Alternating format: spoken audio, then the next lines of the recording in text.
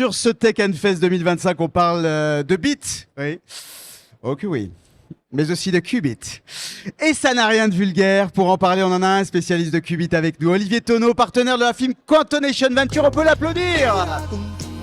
Alors, merci d'être avec nous. Hein, je sais que vous étiez à l'autre bout de la ville, donc merci, on est content de vous avoir avec nous parce que vous avez fait une grande ride, comme on dit. Alors, on parle évidemment de quantique. Soyons un peu précis. Quand on entend parler de quantique, et on en parle de plus en plus, notamment pour dire que c'est l'avenir, c'est la suite de l'intelligence artificielle, on parle surtout de quoi? De physique quantique, de mécanique quantique, de pensée quantique? De quoi on parle? On parle de physique quantique qui en fait consiste en la manipulation des particules élémentaires, les photons, les atomes, les ions, les électrons. Et le fait de les manipuler et d'utiliser leurs propriétés quantiques fait qu'on peut faire certaines choses avec, des calculs très complexes à une grande échelle. On peut les utiliser comme détecteurs, senseurs, et on peut aussi les utiliser pour crypter des communications.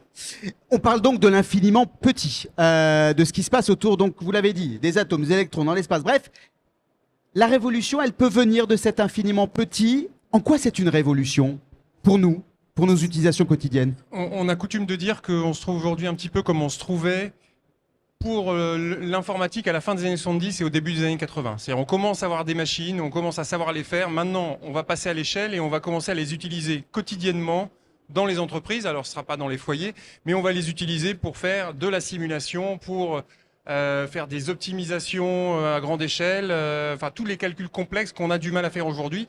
Alors, une des conséquences, c'est qu'on sera aussi capable de casser les encryptions qu'on utilise aujourd'hui. C'est ça, le chiffrement.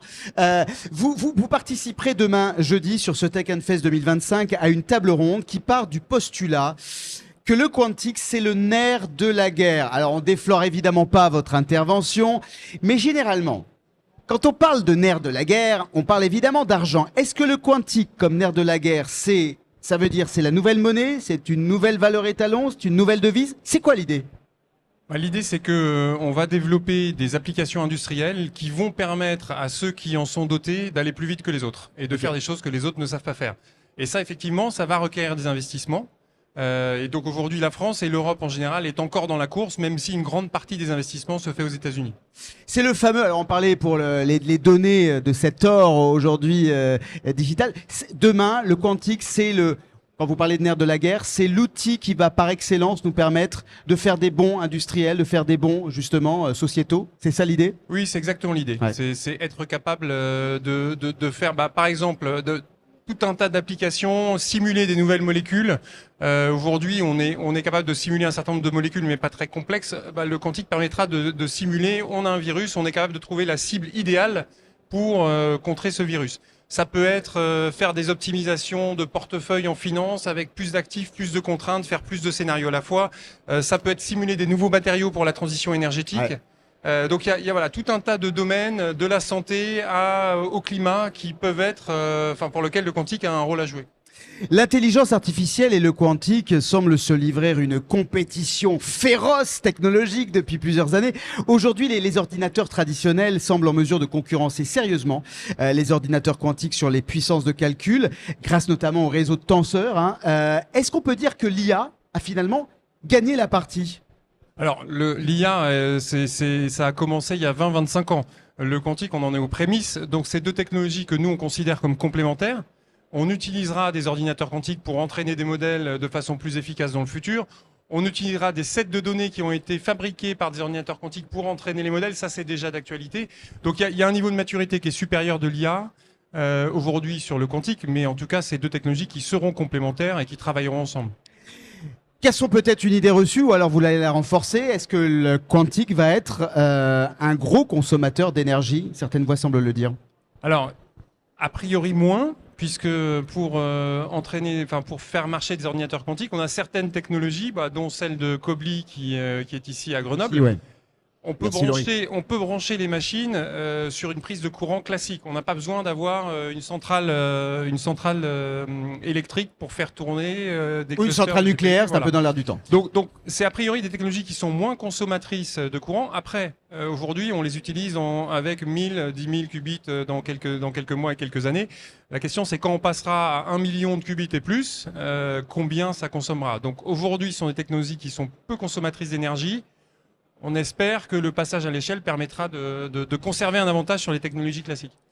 À ceux qui aujourd'hui ont du mal, et on l'a dit, hein, il y a encore un taux d'adoption dans les entreprises qui reste relativement faible, hein, moins de 30% pour l'IA.